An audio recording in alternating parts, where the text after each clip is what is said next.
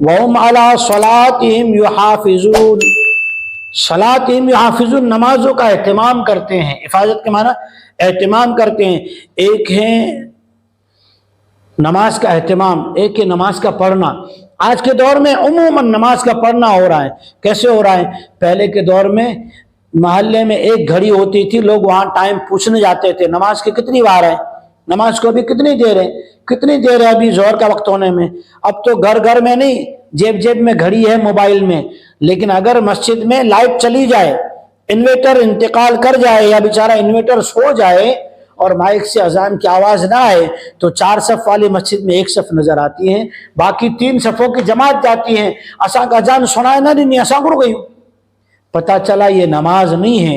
हिफाजत सलात वो है जो आदमी हर वक्त बार बार देखे, नमाज का टाइम हुआ, नमाज का टाइम हुआ, नमाज का टाइम हुआ, इसे कहते हैं नमाजी।